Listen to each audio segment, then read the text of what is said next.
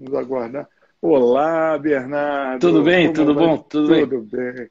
Muito obrigado por ter aceitado esse convite.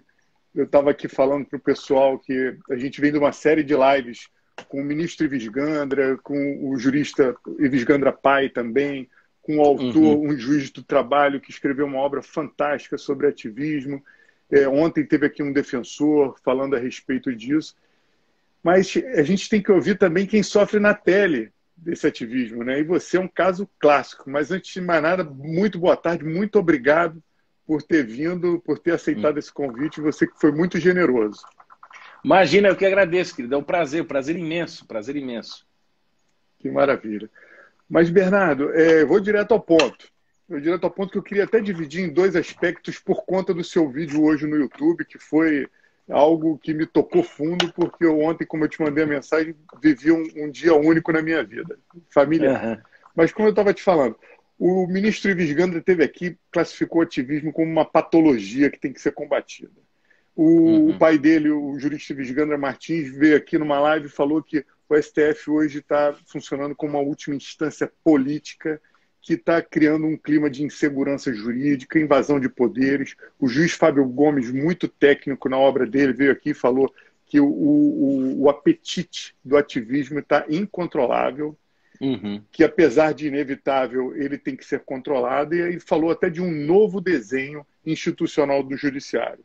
E ontem o defensor público esteve aqui, comentou inclusive sobre os inquéritos, que há uma violação total do sistema acusatório, que é uma violação gritante.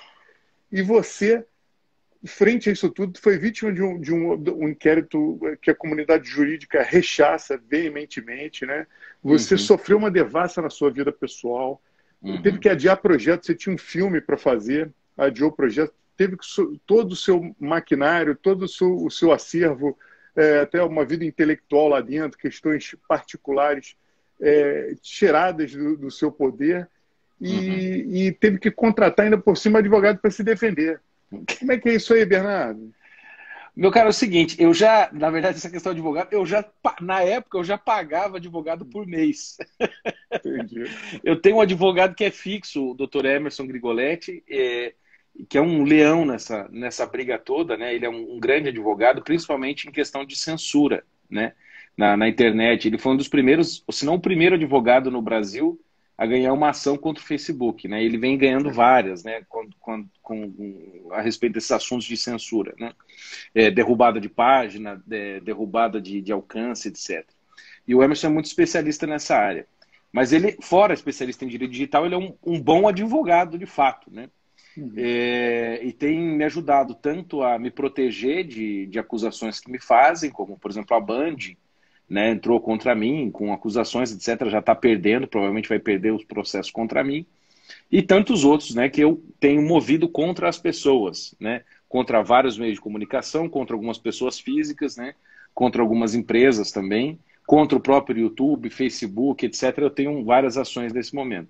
Mas quando aconteceu aquele evento que vai fazer quase um ano, no dia 27 de maio de 2020, foi assim, vamos dizer, não é que seria inesperado, porque eu de certo modo, já sentia que aquilo viria, né? A gente sabia, eu vinha alertando sobre o STF desde 2017, nas análises que eu fazia, sobre dois problemas principais que estão tomando conta da vida brasileira, que é o problema do STF e o problema da censura, né, nas redes Uhum. sociais.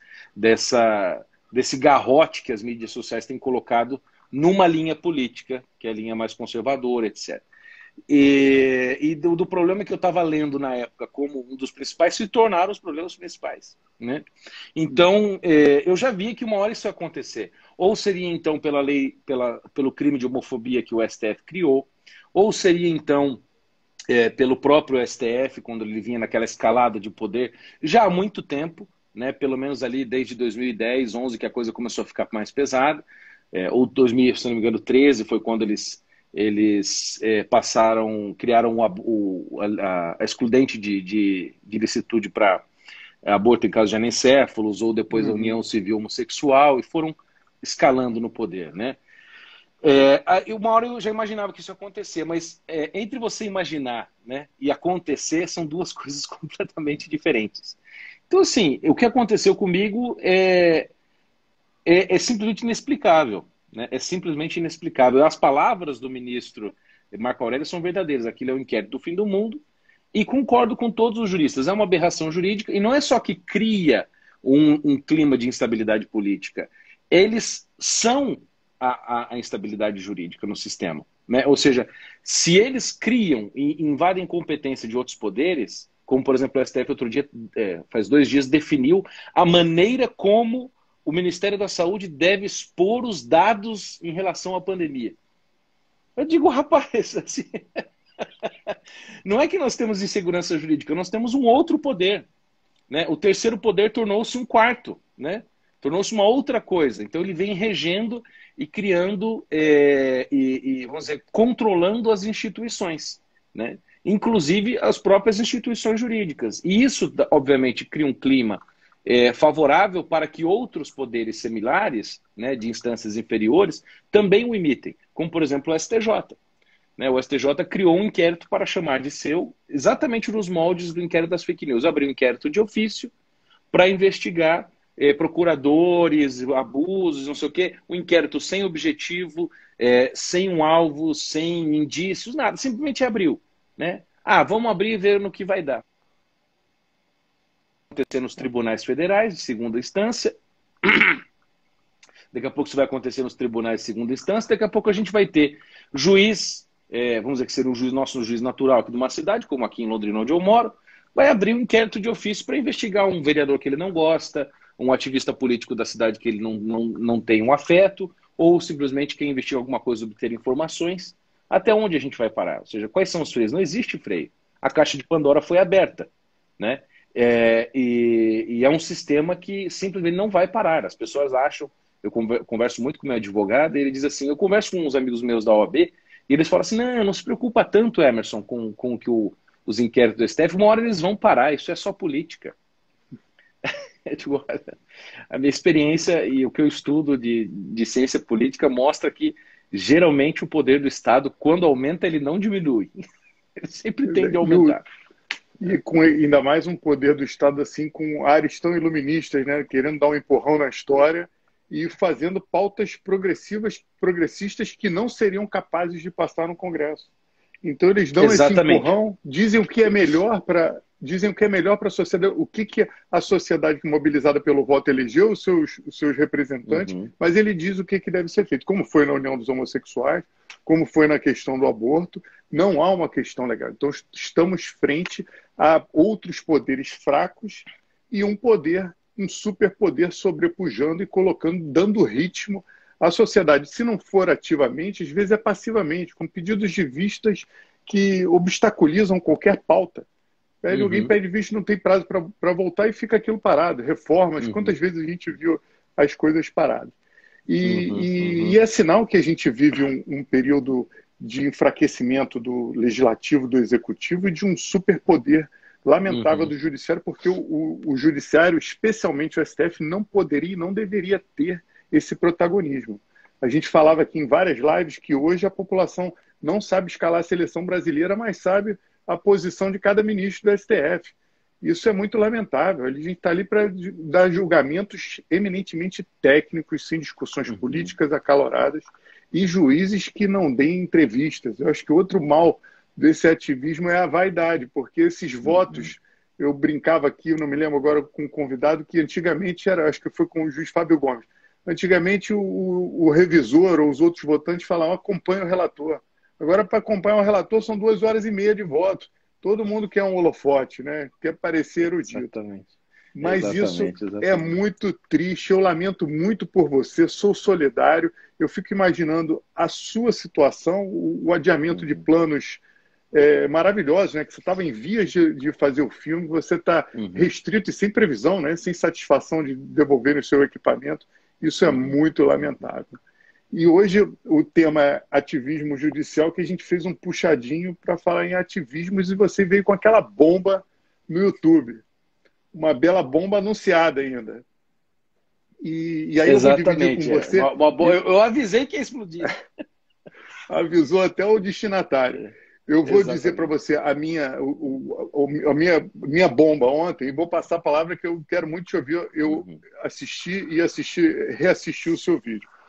uhum, Em 2011, eu matriculei a minha filha mais velha, eu tenho 3 filhos, no que era o melhor, estava entre as 3 melhores escolas do Brasil, segundo a revista Exame.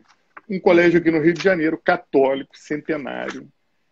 E matriculou, fomos felizes e tudo mais.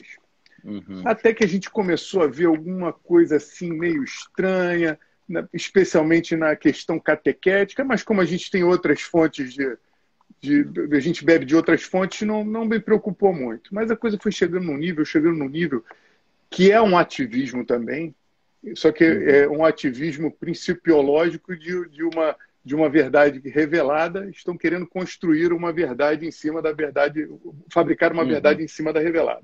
Então começou uhum, a vir livro de história falando sobre o primeiro reinado, 1894, com foto da Marielle. Eu não entendi, mas deixei. Começou a vir Jesus como revolucionário zelote. Jesus, atividade para criança. uhum, Jesus era um revolucionário zelote ou um uhum, pacifista? Escolha uma das posições, ou nada das duas. Escolha uma posição e defenda. E livros com sexo explícito, consumo de drogas como paradidático. Aí eu fui ao reitor, né? Fui quarta-feira, fui ao reitor, eu falei, olha, eu não consigo harmonizar isso aqui com o catecismo. E levei o catecismo e indiquei para ele, ó, não consigo harmonizar, não tem harmonização. Professor de religião, inclusive, pauta pró-aborto, professor que louva ordenação de sacerdote trans, que louva homossexualismo infantil, enfim, nada casa. Eu fui ponto por ponto do catecismo, como é que a gente linka isso aqui, padre? Porque o reitor é padre. uhum. E não tive resposta. Resultado, eu saí do colégio, minha filha saiu do colégio ontem para evitar, porque eu fui assediado, ela ia ser obrigada a consumir uma literatura que não considero adequada. E aí veio a sua bomba. Aí eu vou deixar para você, porque realmente a gente está vivendo um momento de um ativismo que é uma pauta doutrinadora que é de todos os lados. Quem tem filho está desesperado. Uhum. Quem tem filho está desesperado.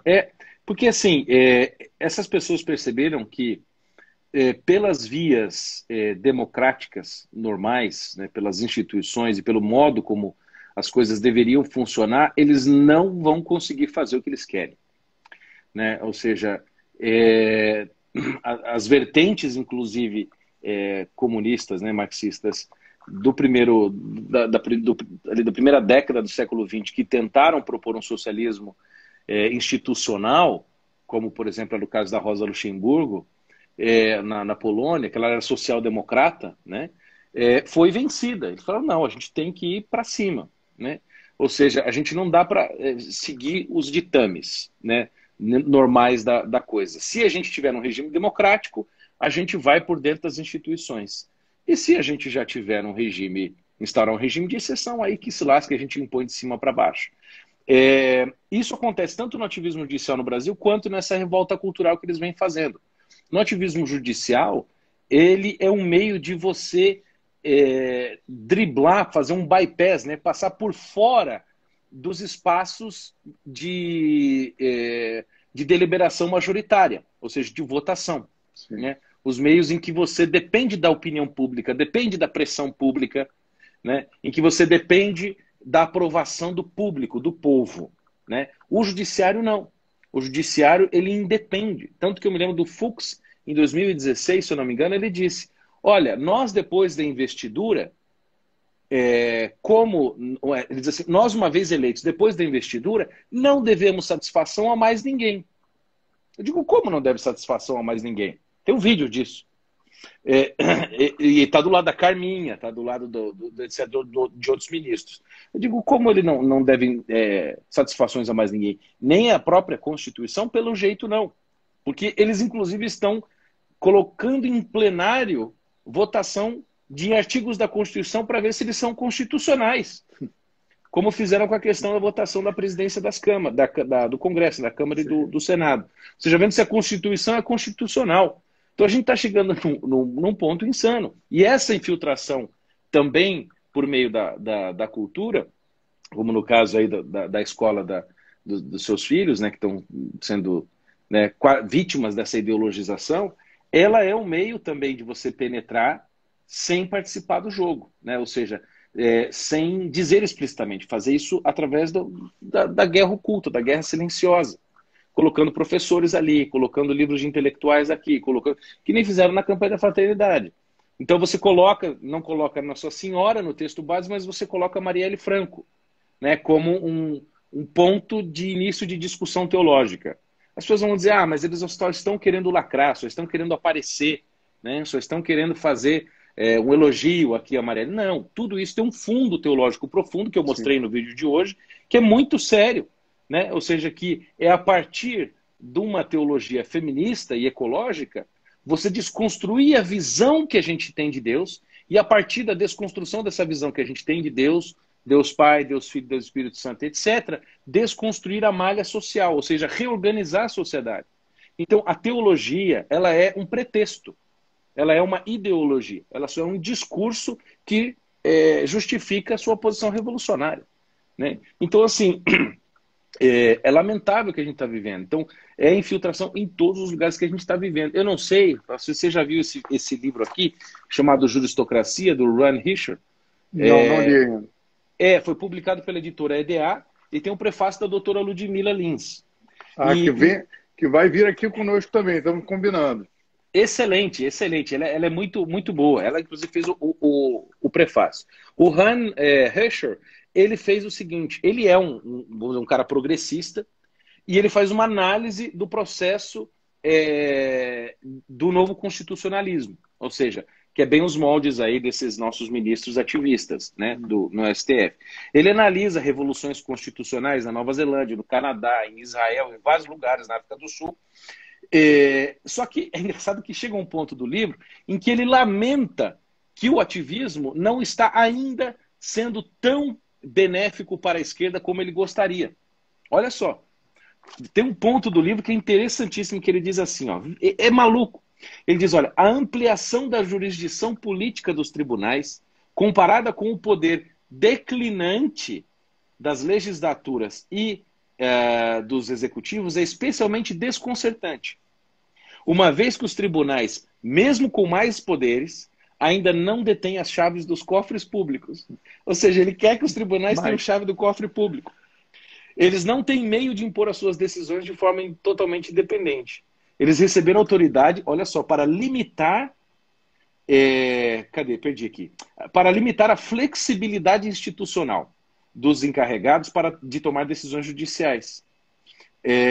Então, assim, ele lamenta que ainda não tem tanto poder, porque eles deveriam decidir qual é o orçamento dos poderes ainda, né? Tá tímido. Porque o que o Hischer explica nesse livro é que o ativismo judicial, de certa forma, foi fomentado pela classe política por várias razões. Uma delas é para se esquivar de processos de votação majoritária, né? Para não depender da negociação nas câmaras, nos plenários, etc. É um meio de você evitar questões polêmicas e desgastar sua imagem pública, né, perante a população. E é um meio também de você se perpetuar no poder não estando formalmente nele. Ou seja, você cria uma espécie de, vamos dizer, poupança jurídica. Então, você tem lá no STF até hoje ministro que foi indicado pelo Collor, que foi indicado pelo FHC, né? Como o Marco Aurélio pelo Collor, o FHC indicou o Gilmar. Né? E veja o que o Gilmar vem fazendo recentemente. Então, o Hischer explica muito bem o que é esse processo e como a classe política tem se beneficiado dele. Você vê várias vitórias que a esquerda tem tido no Brasil, elas não passam pelo Congresso. Elas vão todas pelo Supremo. Por quê? Porque eles sabem que ela não vai passar na Câmara. Eles sabem que isso é desgastante demais para eles. Então, por exemplo, a questão do aborto. Desde os anos 90 eles tentam fazer isso no Brasil e nunca funcionou. Todas as vezes foi negado. Por que eles colocam aquilo no Supremo? Porque eles sabem que ali não há muito o que fazer. Então, no meu entender, o que é necessário é começar a mostrar que esse poder possui alguma limitação. É preciso redelinear os limites da atuação da Corte Suprema. Né? Então, essa ação, por exemplo, que o pessoal está fazendo que o Caio Coppola lançou com o Cajuru, né? Aquela história do pedido de impeachment, que já deve estar batendo quase 3 milhões de assinaturas, é um fenômeno. É um fenômeno. Ou seja, há um clamor popular, há uma vontade de 20 e tantos, 26 pelo menos, 26 ou 27 pelo menos senadores. Né? É preciso agora que haja boa vontade também do presidente Pacheco do Senado para resolver esse problema. Eu tenho certeza que se isso for pautado no Senado, vai haver uma pressão popular imensa. Sem dúvida. Nós veremos passeatas no Brasil como nunca. Se nós tivermos 3 milhões de pessoas assinando, eu imagino quantas não irão às ruas para pedir a resolução desse problema, né? A apreciação do Senado pelo ativismo dos juízes, né? E pelos possíveis crimes que eles cometeram. Então, assim, meu caro, o ativismo tem sido um meio de blindar as vias democráticas institucionais normais. É um meio de você fazer revolução sem dizer que está fazendo. Então, quando eles fazem as coisas, os ministros da STF, eles dizem, não, isso aqui é pelo bem das pessoas. Isso aqui é para resguardar os preceitos constitucionais, é pela dignidade humana, etc. Mas não é para nada. Quando você vê as consequências das ações, que é como você mede de fato, né, a coisa, você vê que não tinha nada a ver com aquilo. É incrível. O juiz Fábio Gomes falou na obra dele que o juiz tem que ser a lei é um algoritmo e o juiz uma inteligência artificial que decodifica. Porque princípio é éter, princípio evapora. Você basear uma decisão principiológica, você pode alcançar qualquer coisa não tendo nada. E o que a gente vê nessas questões do ativismo é que muitas vezes depende muito de quem é. Depende muito do personagem. Né? Para você, a letra dura e fria da lei. Para o outro, já era dura e fria, depois deixou de ser. Ah, mas isso aí é questão do Congresso. É o Congresso que tem que decidir. Prisão em segunda instância. Aí volta, depois de duas guinadas com a mesma composição, a gente leva para o Congresso, aí vai aquela lenga-lenga do Congresso, todo mundo preocupado. Mas o que acontece é que não só é a questão de tomar o poder e não tem nada a ver com voto, né? A célebre frase, mas é uma questão também de você criar um clima de total incerteza. Tudo pode acontecer e nada pode acontecer. Isso é muito ruim. É ruim para a economia, é ruim para a população, é ruim para nós, operadores do direito, que aqui a gente fala eminentemente para advogados, não hoje, né? Que hoje vê o seu público todo. Mas é muito triste, muito duro. Para nós também. Mas é bom para quem está com a caneta na mão. Ah, sem dúvida. Sem Porque dúvida nenhuma. A arbitrariedade é ótima, né? Ou seja, é como aquela questão das algemas que o STF decidiu, né? Eles decidiram, olha, só pode colocar algema se for comprovado o risco apresentado pela pessoa que está sendo presa e tal. Aí, o que aconteceu? Eles mantiveram algemado o Oswaldo Eustáquio, o jornalista, que estava paraplégico numa cama, numa maca de hospital. Está lá a foto dele, algemado, paralítico. Esse é o retrato do Brasil. Essa decisão de algemar algumas pessoas se tornou vamos dizer, uma carta branca para algemar quem se deseja. Ou seja, tornou o arbítrio, deu o arbítrio na mão do poder judiciário. Ou seja, antes você tinha que prender todo mundo, agora só algema quem você quer. Sim, mas dá nulidade, né? Eu acho que, se eu não me engano, tem uma decisão do STF ou do STJ falando que é nulidade, depoimento de réu preso, coisa nesse sentido. Mas, enfim, aí o direitos humanos não funciona muito de acordo com o personagem. Não. É a mesma questão em relação à censura, em relação à liberdade de expressão. E você se sente à vontade? Porque eu não vi você tirar o pé do acelerador. Eu vejo você com a mesma contundência, com a mesma opinião. Mas como é que é isso? No fundo, bota a cabeça no travesseiro sem saber que a PF vai bater na porta. Como é que é? Você está tranquilo com dentro da sua liberdade de expressão? Olha, eu confesso assim, a gente fica com o nosso sistema de alerta fica um pouco mais sensível, né? Assim como quando tem uma queda de um avião, eles sempre melhoram o sistema de alerta, né? De mapeamento dos problemas. Então, vamos dizer, os meus sistemas estão bem mais alerta, com mais antenas ligadas. Mas não tirei o pé de maneira nenhuma, porque é justamente isso que eles querem. E como eu sei que não há ilegalidade da minha parte, nenhuma, né? E assim, pô, eu estou respaldado por monstros sagrados do direito, né? Que você já citou vários, inclusive, que estiveram aqui. Então, assim, não é que sou eu, um jornalista, estudioso, etc., um professor que está tendo uma opiniãozinha sobre direito. Não, eu estou respaldado por uma série de juristas e juízes e advogados, promotores, procuradores, que sabem que isso é um grande equívoco. Não é só porque o STF disse que é constitucional, né, abriu um inquérito de ofício, que vai ser. Né? Ou seja, se eles de repente disserem que a grama é rosa, a gente é obrigado a concordar, eu digo, óbvio que não. Né? Vamos dizer, a situação é essa. Então, assim, eu não Mas vou tirar o pé... me permite, se você me permite, a Venezuela é um capitalismo ditatorial, hein? Já virou, já falaram já, que é.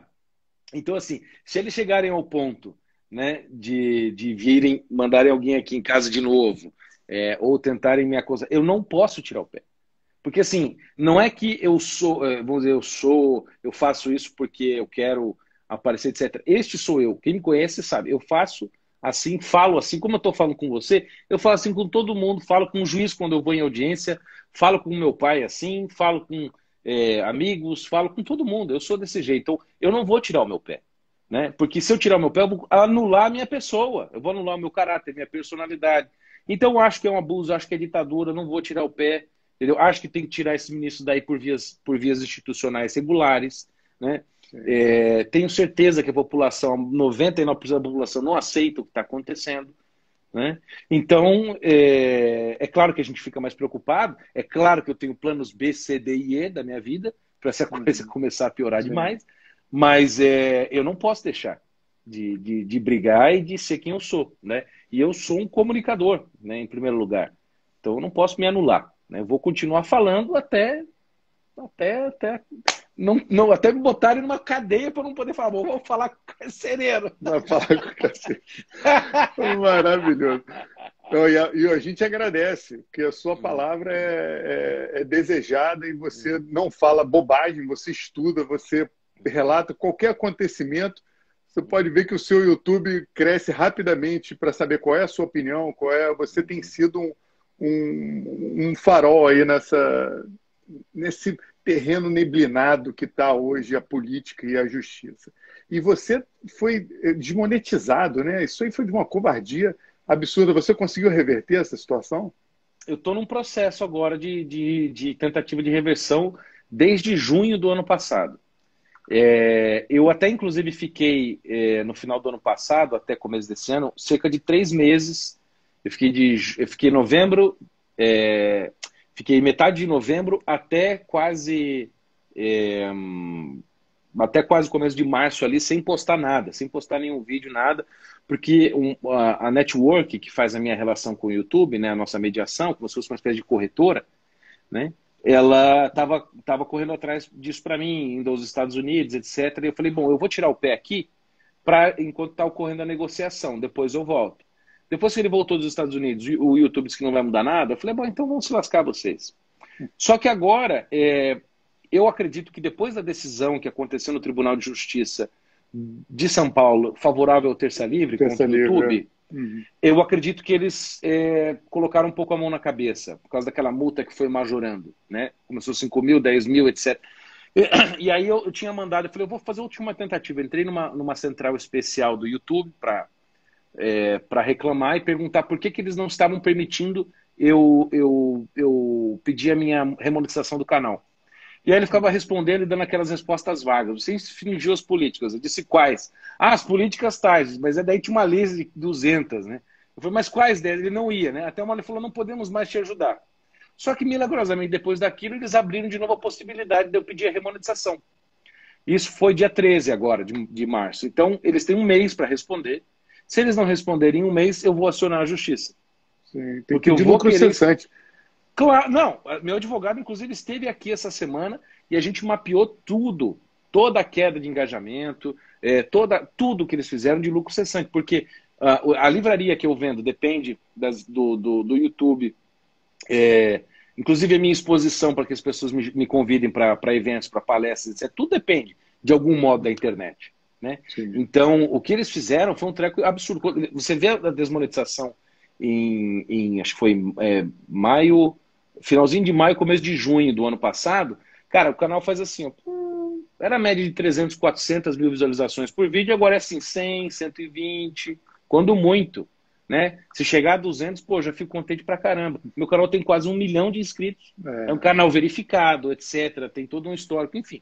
É uma loucura. Vocês não querem. Eu acho que eu sou uma das pessoas mais perigosas do Brasil, porque todos os lados é o Sleeping Giant, é o STF, é o PT, é bispo comunista, é tudo. Todo mundo quer acabar comigo, pô. Eu tô achando que essa vai ser a última live do Advocacia Explicada. Tenho minhas dúvidas. E, Bernardo, você tem uma livraria com títulos únicos, né? Você traduz, como é que funciona isso? Então, a livraria, na verdade, ela é uma parceria que existe com um centro de distribuição em Campinas, né? E eles têm várias editoras e eles compram o livro de outras editoras. Então, eu faço o papel de anunciante, né? Eu tenho uma livraria própria, é claro, tem CNPJ, tudo certinho, né? E aí eu divulgo os livros lá, mas eles são enviados a partir de Campinas. Então, se você compra os livros na minha livraria, você vai ver que ele vem de Campinas, não vem de Londrina. Eu não tenho como ter numa equipe tão grande, porque a gente vende milhares e milhares de livros todos os meses.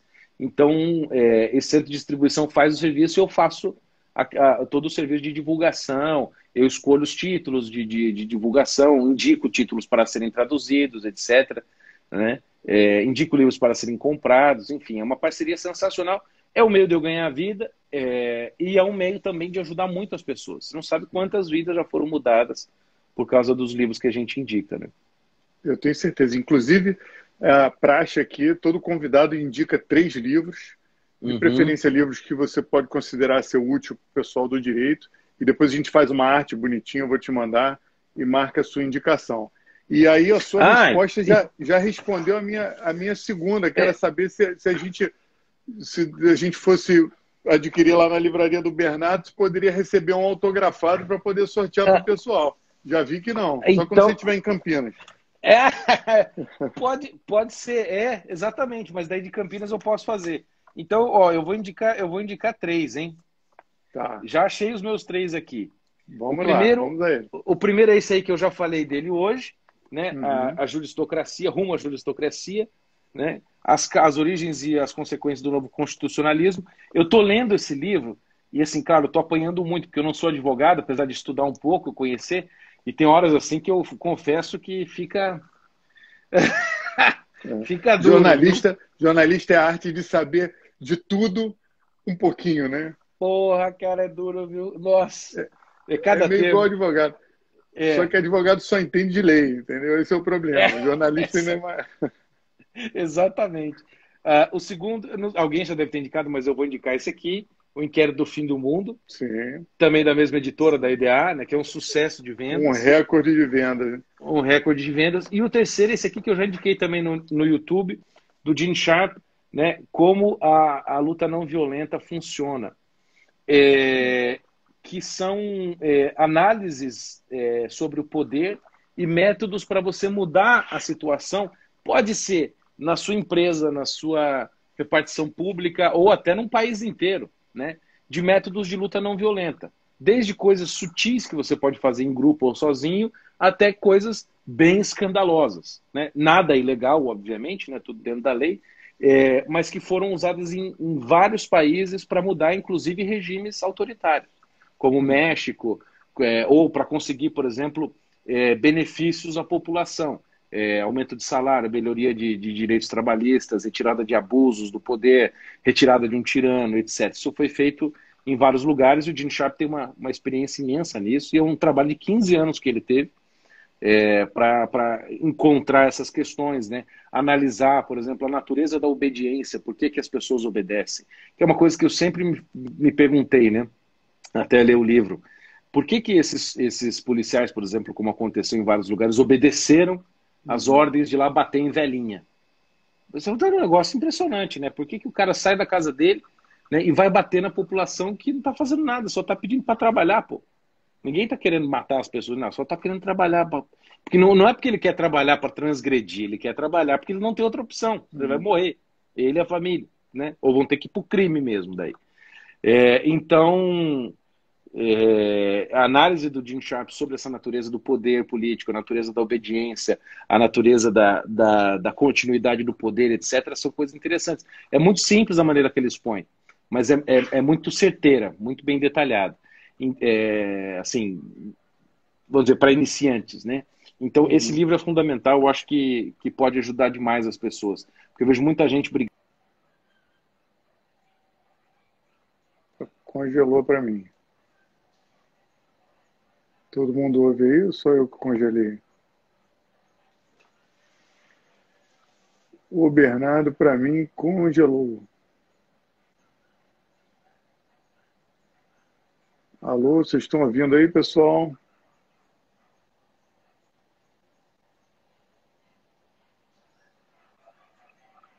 Adriano está ouvindo, congelou. Saiu, caiu. Acho que saiu uma liminar lá em Brasília, hein? Tiraram o Bernardo. Vamos ver se ele volta. Travaram ele. Tô achando, hein? Ele de volta aí.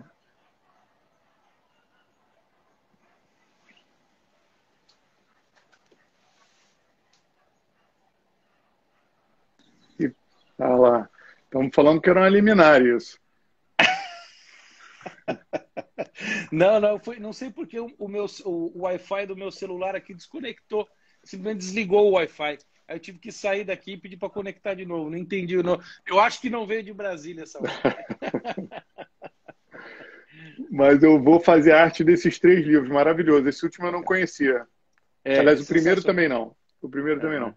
O Bernardo, agora voltando aqui à vaca fria do ativismo. Se o STF hoje é o grande locomotiva do ativismo, pelo menos a mais exposta, que a gente não vai dizer que não existe ativismo. Até teve o doutor Otávio Calvé, um juiz do trabalho, falou daquela decisão da churrascaria Fogo no Chão. Não sei se você chegou a ver. Ele fez um artigo maravilhoso. Ele vem aqui, se eu não me engano, é dia 25, é nosso convidado aqui.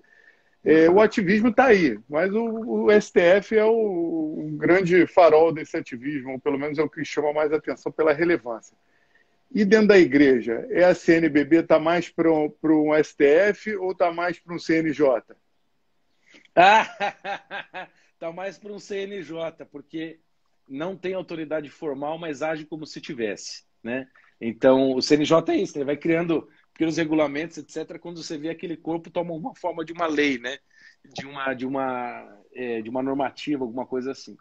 E a CNBB está mais para um CNJ mesmo, porque eles não têm poder formal, né? A CNBB é uma conferência, ela não é uma estrutura do órgão hierárquico oficial da igreja, né? Mas a igreja não tem uma instituição que seja parte da igreja como corpo, por exemplo. Você não tem o papado é uma organização. Você tem uma pessoa que é o papa e depois você tem as pessoas dos bispos junto com ele, né? Ele não é um bispo de um outro tipo, ele é bispo assim como todos os outros, só que ele é o bispo de Roma. E como isso ele tem a primazia de governar a igreja e de confirmar a fé dos irmãos. E a questão dos bispos, os bispos em muitos assuntos têm mais autoridade na sua própria diocese do que o próprio papa em certos assuntos, né? Então é essa estrutura. E a CNBB, na verdade, foi criada em 52 por uma sugestão do Dom Helder Câmara, que era outro esquerdista, né, era um comunista. Ele criou segundo ele, né, foi sugestionado para criar as conferências episcopais, a primeira foi a brasileira, para unir o episcopado para fazer o bem social. Só que no fim esse bem social a gente já sabe o que vira, né? É sempre o pretexto de justiça social para no fim levar à frente planos revolucionários, né? Então, isso foi criado em 52 e, assim, era, na verdade, um sindicato, né? Porque, por exemplo, uma coisa que a CNBB, vamos lá, a diretoria da CNBB, como existe lá o conselho do CNJ, né? Eles definem um negócio. Aquilo eles podem fazer recomendações, orientações, etc., mas eles não podem fazer decretos, leis ou coisas do tipo, medidas provisórias, não tem esse poder. O que eles podem é fazer recomendações. Só que quando você olha por outro aspecto, a CNBB acabou agregando e trazendo uma união para muitas pessoas que têm sua própria agenda. né? Então, ela tem um poder informal muito grande, né? De pressão, por exemplo, nos pares, de usar os bispos agregados, muitas vezes ali, que nós nem sabemos o nome, que conseguem exercer pressão em certos órgãos em Roma para prejudicar certos padres e bispos, etc. Aqui no Brasil já aconteceu várias vezes. Aconteceu com o falecido Dom Aldo Pagotto, que era meu amigo. Ele entrou na diocese dele lá na Paraíba, em João Pessoa, e ele viu uma série de problemas lá. Via padre fazendo missa em vez de ter o vinho, né, e o pão da hóstia para celebrar a missa, ele via nego fazendo com cachaça e tapioca. E via muito problema de perversão moral, problemas de homossexualismo, problemas financeiros gravíssimos, problemas de ideologia marxista na igreja, e ele foi combater aquilo, e combateu com muita veemência. E não tinha o que falar dele. Não tinha o que falar dele. Até que, né, aconteceu em 2014, ele participou de uma manifestação contra o PT. E saiu uma fotinho dele lá, alguém postou, colocou no jornal, lembro, uma fotinho dele. O que aconteceu? Ah lá, ele está envolvido com política. Na hora, cara, fizeram um lobby. Os bispos esquerdistas fizeram um lobby, pressionaram o Vaticano e destituíram o cara. E aí depois ele passou o resto da vida numa casinha lá paroquial em Fortaleza, fazendo uma missa para umas veinhas lá, confessando o povo e tal, mas foi destituído do seu posto de arcebispo, proibido de ordenar padres, olha só, né? E prejudicado e difamado a vida inteira, acusaram de pedofilia, acusaram ele de abuso sexual. E depois de todo o processo eclesiástico, processo na justiça comum, justiça civil, etc., tudo foi inocentado em todos os aspectos. Pergunta se ganha repercussão a inocência dele. Não ganha. Aí ele, com toda essa luta, né, eu estive algumas vezes com ele, pessoalmente, né, ele chorava e dizia, olha, né, que eu fiz para merecer, vamos dizer, isso, né? Eu só fiz o bem, depois o pessoal me chutou e agora que eu sou inocente, ninguém quer contar isso para as pessoas. E ele, então, depois de tanto sofrer emocionalmente, desenvolveu 2 cânceres de próstata. E daí, no terceiro câncer que ele teve, ele veio a falecer. Caramba, que então, história. Acabaram com a vida dele por causa desse lobby inteiro que fizeram. Né? E dentro da linha, acuse-me do que você faz, né? Esse envolvimento com política é típico. E pode dar a impressão de que você está aí falando da CNBB agora, da campanha da fraternidade, porque está realmente um ponto fora da curva, mas você já fala disso há muito tempo. Eu me lembro de um vídeo seu que você foi nas finanças, foi até onde vai o dinheiro. Acho que foi um dos primeiros aí no tal do Follow the Money. Caiu de novo, congelou para mim. Estou dizendo, ó, isso aí é ordem judicial, hein? A operadora de internet aí recebeu uma notificação. Voltou. Voltou. Você falou, eu me lembro daí parou. Eu me lembro de um vídeo seu, há muito tempo atrás, que você, numa campanha da fraternidade, já caiu de novo. Vamos ver se volta. Vamos lá. Bernardo congelado. Mas vai voltar. O advogado dele já está trabalhando para derrubar essa liminar.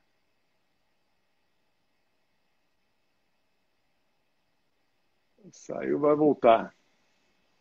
O papo está muito bom. Achei que 5 horas da tarde a internet fosse colaborar. Olá, Ana. Vamos esperar o Bernardo voltar. Mas eu estava falando com ele que há muito tempo atrás eu me lembro de um vídeo dele fazendo follow the money, pegando... Voltou.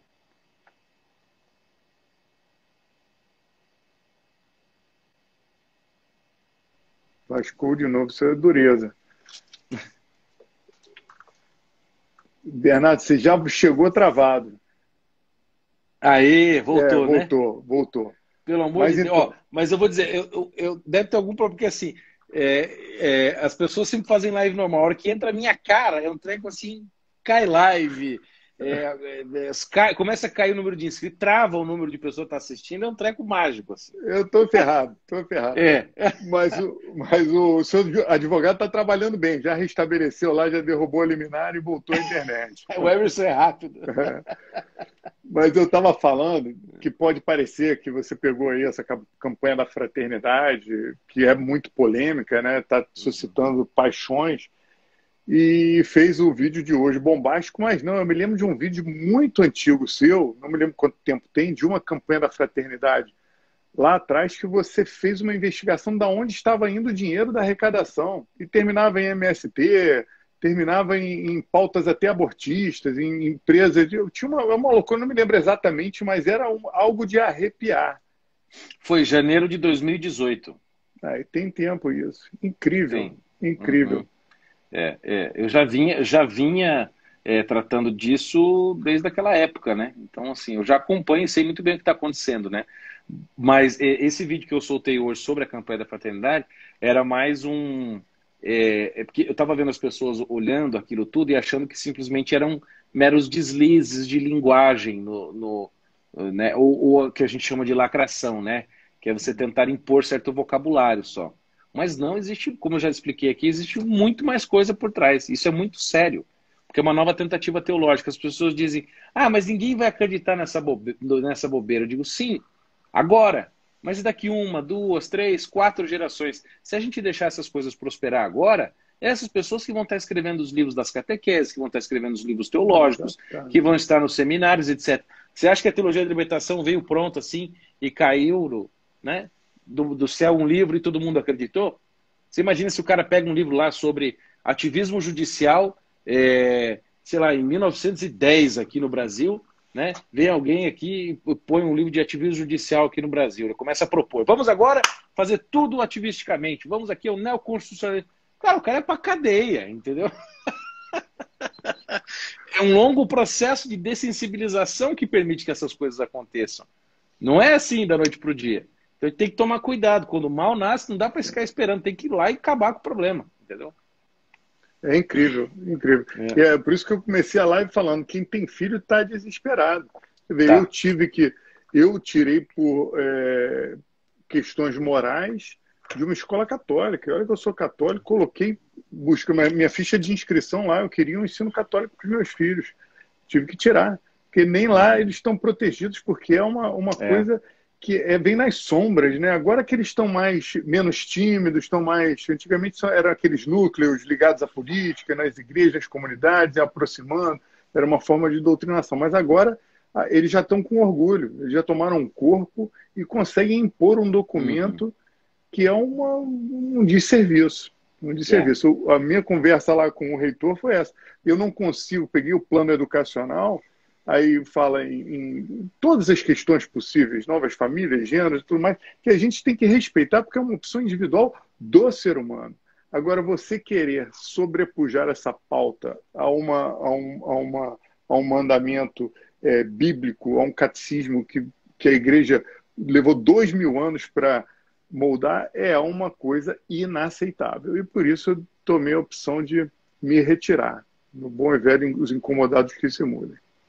E aí, Rafael, a gente não tem opção sequer de abandonar o sistema escolar se a gente não encontra na nossa cidade um lugar bom e educar em casa. Sequer essa opção a gente tem em função da dificuldade legislativa que a gente tem. Ou seja, eu tenho aqui, vamos imaginar que eu moro aqui em sei lá onde, uma cidadezinha muito pequenininha do interior.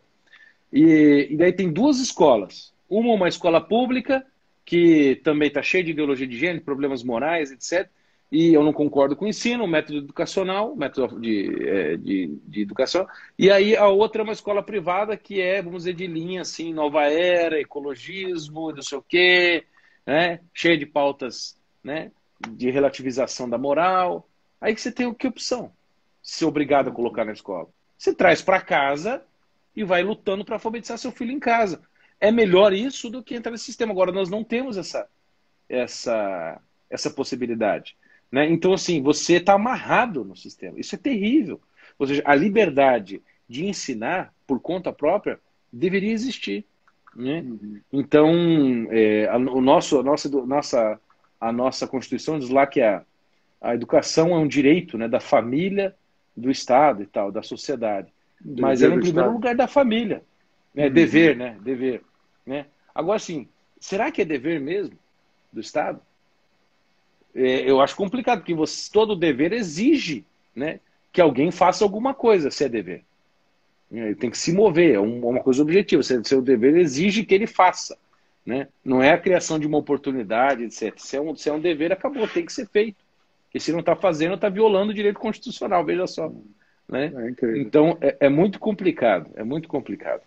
E se você pretende uma medida, uma tutela do Estado através da justiça, no bom e velho ativismo judiciário, ele vai falar que depende do, como já falou, né? Depende do Congresso aprovar uma lei, nesse sentido.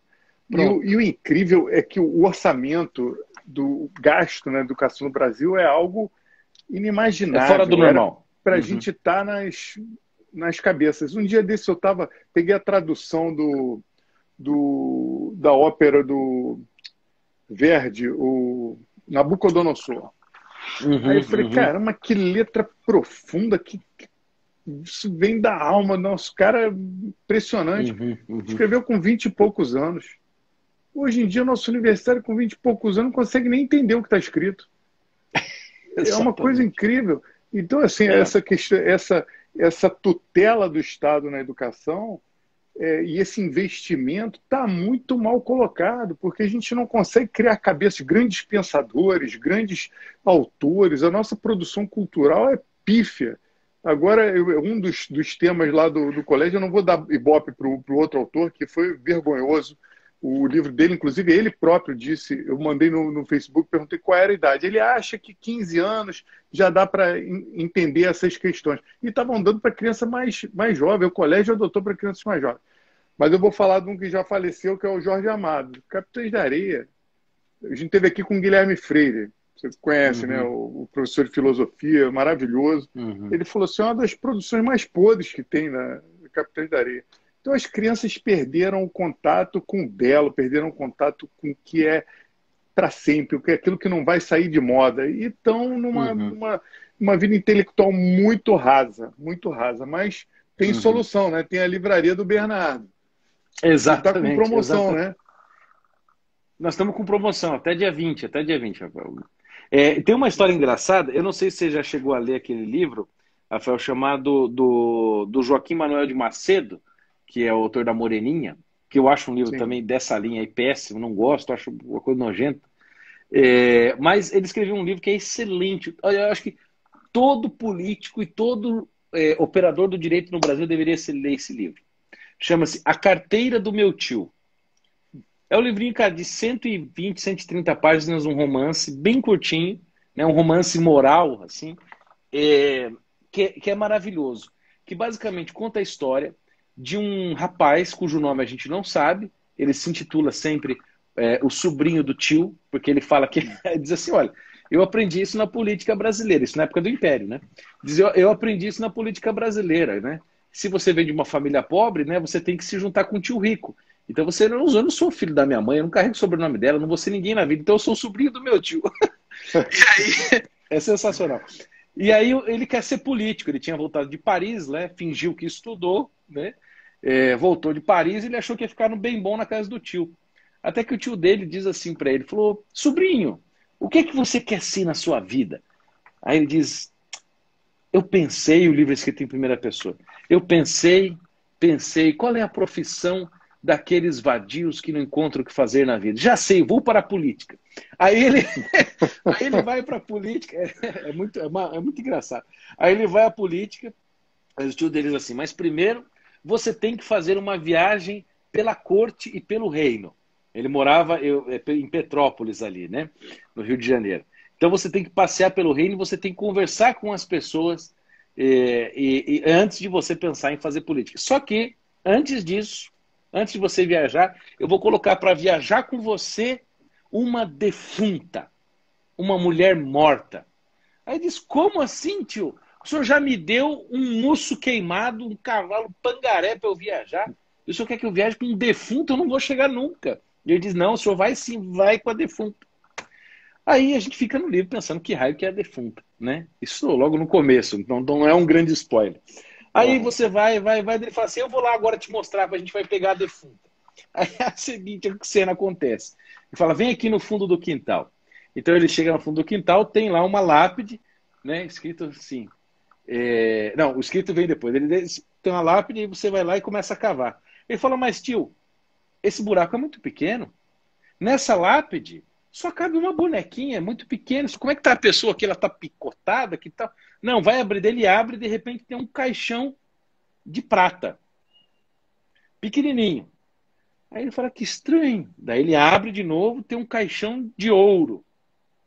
Aí ele abre o caixão de ouro, tem uma fita verde e amarela envolvendo um pequeno livro.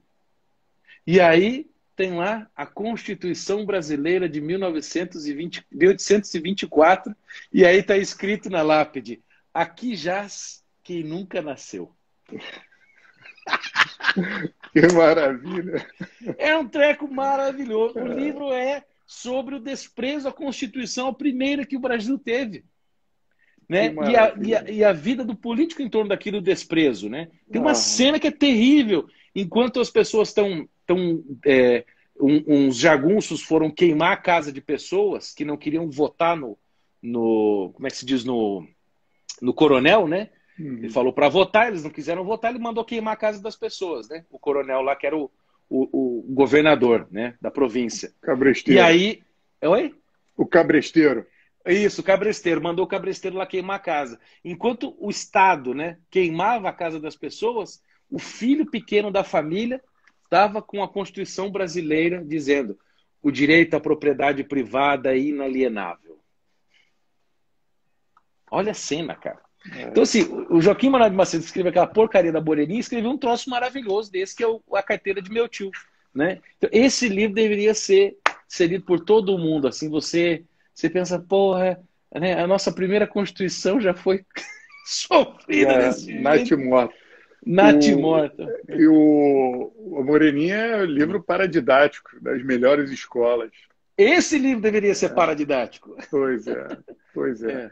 O problema é que hoje a molecada para no obrigatório, né? Não vai além. A gente diz aqui, não vai além. O advogado que quer ser mais tem que fazer melhor, tem que ter uma rotina Exato. de estudo. Imagino que você tenha, né? Você, o cara antenado, além de informação, você tem uma vida intelectual. Conta aí. Eu não sei como é que está o seu tempo, a gente não combinou tempo. A minha mesa aqui é só livro. Que maravilha. Não tem ambiente melhor, mas você consegue, você dedica um tempo, desliga tudo, para ler, como é que você funciona? Cara, eu tenho um método que é mais ou menos assim, que eu inclusive adotei esse ano. Eu faço mais ou menos, eu uso o despertador do celular e aí eu pego 40 minutos mais ou menos, eu coloco, dependendo do meu ritmo, né? Se eu tô bem naquele dia para produzir, mais ou menos 40 minutos. Aí eu coloco 40 minutos e coloco o celular longe, o computador também, eu só estou lidando no computador, eu não olho rede social, eu não respondo ninguém, eu não atendo no telefone, eu coloco o celular na luazinha lá de não perturba, eu desligo do mundo em 40 minutos. E aí ele toca o despertador 40 minutos. Aí eu me coloco 5 ou 6 minutos ali para responder rede social, ligar para as pessoas, postar nas redes sociais. Acabou esse tempo? Acabou. O que eu consegui fazer de rede social, eu fiz. Volto, 40 minutos. Cara, você consegue produzir muito. Você consegue, nesses 40 minutos, ler, cara, 50 páginas, às vezes, de livro, dependendo, né? Se é um livro mais fácil, você consegue ler muito, né?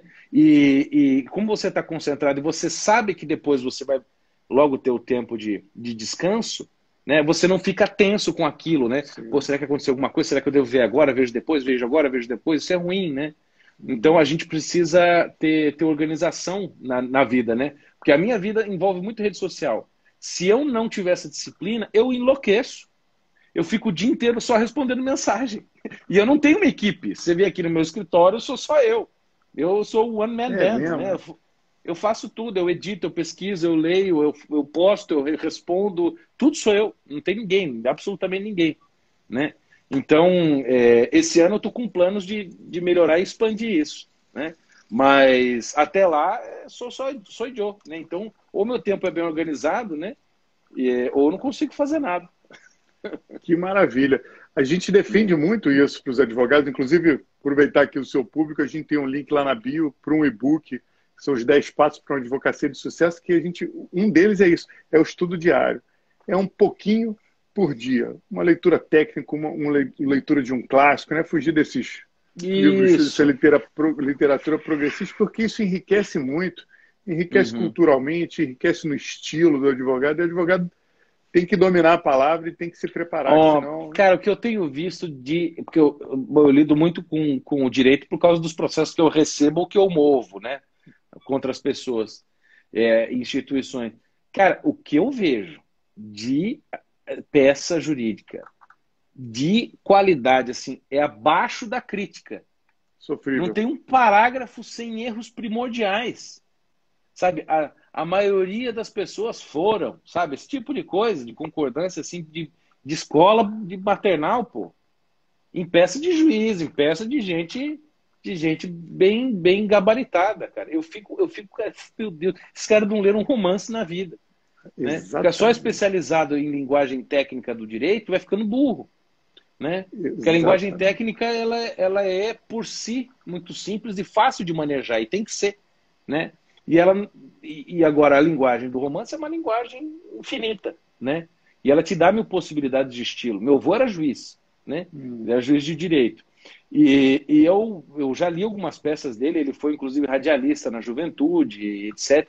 Ele era professor de latim forense, um homem.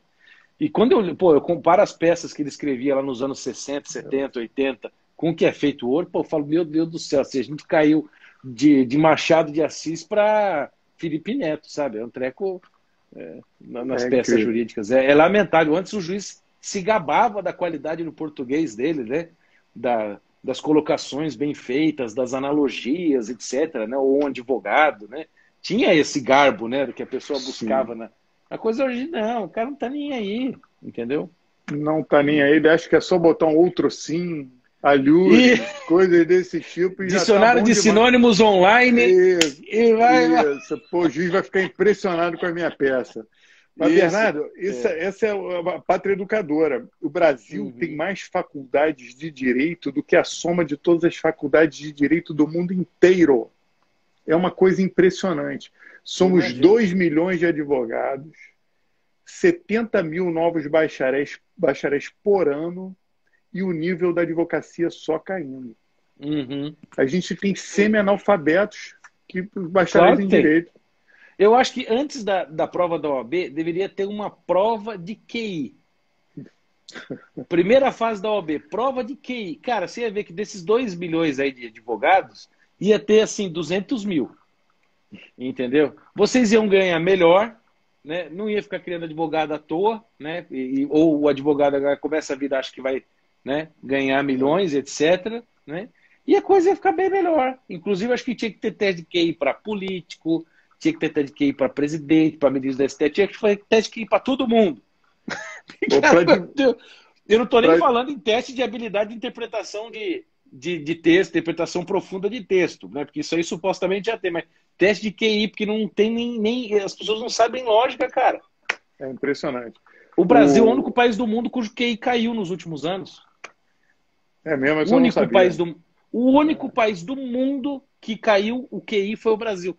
Existe um estudo É que foi mesmo. publicado em 2018, mostrava todos os países subindo, o Brasil assim, ó.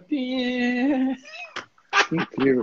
Mas tem que segurar esse teste de QI, senão eu perco a minha carteira. Tem que... Perde nada, rapaz.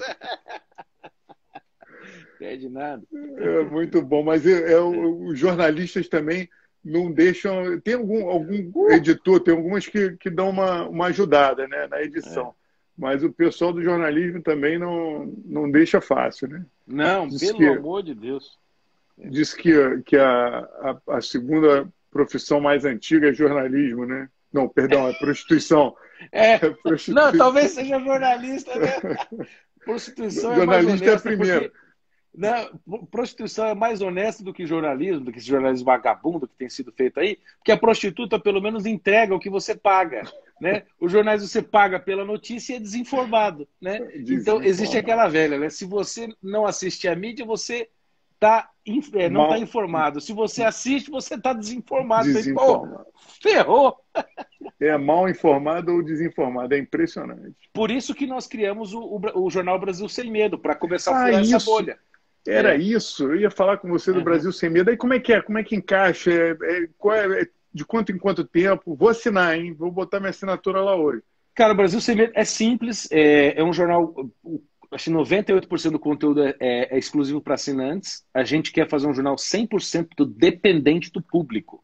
Não queremos patrocínio de ninguém, queremos que o público seja o financiador. Só que para isso, obviamente, a gente precisa fazer um jornal fechado, né? Ou seja, exclusivo para assinantes. Algumas matérias são abertas, mas é pouco, né? Então, é um jornal, claro, que tem assim, cara, a gente tem muitas notícias todos os dias. A gente tem jornalistas pelo Brasil inteiro, tem em Brasília, no Nordeste, São Paulo, aqui em Londrina, etc.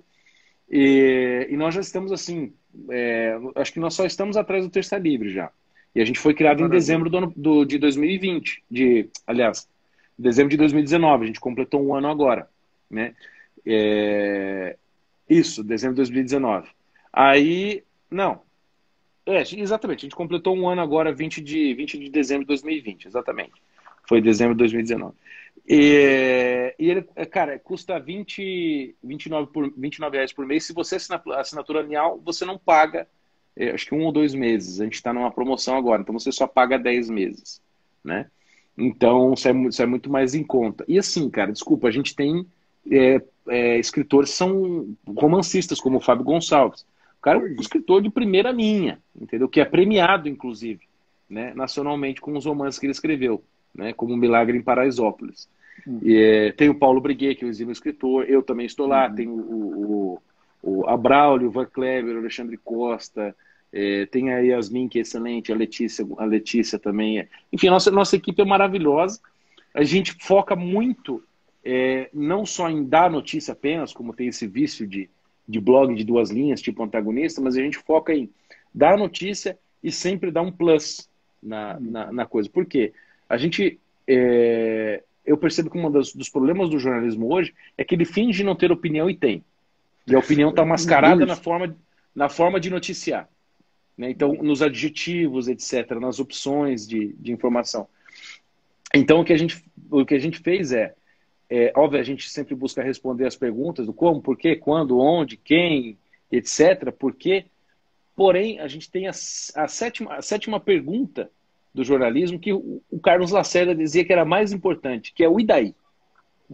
Né? Ou seja, o que significa isso no meio do que está acontecendo? Onde se encaixa essa notícia? Qual o sentido dela? Por que eu tenho que saber que isso aqui é importante?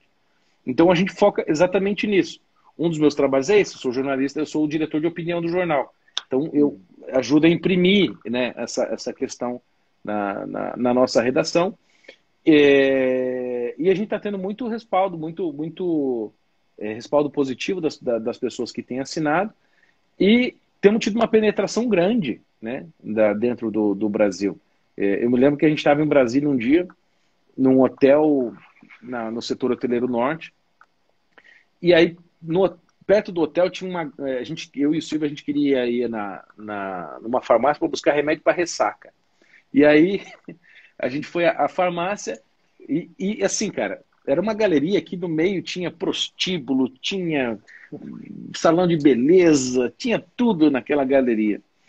Barba, cabelo e bigode. Barba, cabelo, bigode, exatamente. E aí tinha uma farmacinha assim que tinha só aspirina, xarope para dor de garganta e camisinhas. Não tinha nada, as prateleiras todas vazias, né? E aí tinha um cara assim, ó, na frente do computador, assim. Aí ele, bom dia, tava de máscara, né? Bom dia, tal, daí. Olhou assim para nós, né? Tava eu e o Silvio Grimaldo. Aí ele falou assim, como é que vai a luta? Eu falei, que luta, cara? Eu falei, que luta? Falou, você não é o Bernardo do YouTube? Daí quando eu olhei na tela dele, tava eu lá na tela. Ele tava me assistindo. E daí ele falou, daí eu falei, pô, tá. Aí começou a conversar, tirei a máscara para conversar com ele. Ele falou, eu sou do Maranhão, moro aqui em Brasília e tal. Um cara simples. Um cara 10, não me lembro o nome dele agora. Batemos um papo, daí eu falei, e aí, o senhor conhece o jornal? Ele falou, claro, eu sou assinante do Brasil Sem Medo. Que maravilha. Então assim, cara, numa galeriazinha, num lugar cheio de prostíbulo, assim, um buraco, né? O cara tá dando atenção pro nosso conteúdo. Então eu digo, é isso. Então a gente é lido pelos ministros, pelo não sei o quê, por grandes políticos, etc., aqui fora do Brasil. Nós somos lidos também pelo seu Joaquinzinho lá da farmácia. Democratizado. E assim, vou assinar o Brasil Sem Medo. Eu li algum conteúdo, tem o site, né? Tem muitas matérias que estão lá abertas. E vamos pegar o Terça Livre, porque, com todo respeito ao Terça Livre, é líder e tudo mais, mas a linha editorial de vocês é muito técnica, né? O Terça Livre já é mais passional, às vezes tem uma opinião assim mais, digamos, sim, mais sim, enérgica. sim, sim, sim, sim, sim. Tem o seu valor, mas é uma outra linha, né? E lá eles são revista, né? Vocês são jornal. E qual é a tiragem? Como é que é o negócio? É um aplicativo? A gente tem aplicativo, né? E tem o site também, brasilsemmedo.com. Então você consegue acessar de ambos os lugares, né? A gente até no começo pensou considerar fazer versão impressa. Só que a gente foi ver que, assim, versão impressa, cara, não tem. O custo é muito alto. Você precisa ter uma tiragem muito alta já inicial para começar a ter alguma vantagem. O único jornal do mundo impresso que cresce, né, chama-se La Verità. É um jornal italiano, conservador. É o único que cresce no mundo. New York Times, The Washington Post, todos esses grandes jornais, né, alemães, italianos, franceses, Le Monde, essas coisas, todos em decadência. Só o La Verità na Itália é o que cresce. E a gente até pensou em fazer, mas a gente segurou, o custo seria muito alto, então a gente resolveu botar o pé no freio e fazer tudo online mesmo e com força em relação a isso. Investir bastante em campanhas de marketing, etc. Né? O digital veio para ficar, não tem jeito. Tem gente que ainda usa o jornal em papel para uma questão fisiológica, aquele tato, aquele cheiro, faz o intestino não, já funcionar. Eu gosto do jornal impresso. Só que, desculpa, ele serve só a qualidade do conteúdo, né? Só serve para você botar no chão e, né, botar para o seu cachorro fazer o cocôzinho dele lá, né? Agora, quando você pega, por exemplo, o jornal La Verità da Itália, que é um exemplo, quem lê italiano eu indico porque ele pegou mais ou menos o estilo do Le Monde, né? Aquele jornalzinho um pouquinho menor, né? E ele faz uma linha editorial maravilhosa e tem artigos de opinião super forte. Super forte. É um conteúdo que eu indico bastante. Quem tem acesso, eu recomendo. E você fala quantas línguas, Bernardo? 5. Que maravilha. Quais? Bom, é português, mas é inglês, francês, italiano, espanhol e... Bom, eu falo mais ou menos, o latim eu compreendo muito bem, né? Escrevo, ouço e falo... E um pouquinho de alemão também. Que maravilha. Parabéns. Que cabeça. Poxa, Bernardo, a gente estourou aí o horário, eu por mim continuou. Mas eu sei que você é um homem ocupado. Mas eu queria te agradecer demais por um papo maravilhoso, maravilhoso, muito bom. Você é muito generoso. Só posso te dar uma advertência, como advogado. Não ouse voltar ao Rio sem me falar agora. Vou tomar uma notificação extrajudicial. Isso, foi só no aeroporto, que eu te peguei no aeroporto, né? Foi. Eu tava... Convite, mas vai ser um maior prazer. Pode deixar, Rafael, com certeza. Vamos sim, vamos levar esse papo adiante aí no Rio. Sem dúvida. E vou agora acompanhar o Brasil Sem Medo. Ótimo, ótimo. Não sei se você fuma charuto ou cachimbo, mas eu gosto muito da Ash no Rio de Janeiro. Café, sim. Aquilo é maravilhoso, cara. É bom. Eu gosto muito. Eu já gostei muito, mas minha mulher não gosta que eu goste, entendeu? Funciona assim.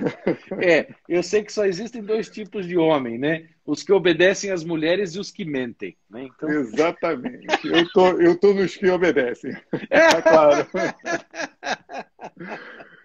Maravilha. Muito obrigado. Eu que agradeço. Você é muito simpático e muito generoso. Sucesso para você. Sucesso para você também, meu amigo. Tamo junto aí. Parabéns pelo trabalho. Obrigado. Obrigado. Tchau, tchau. Tchau, tchau.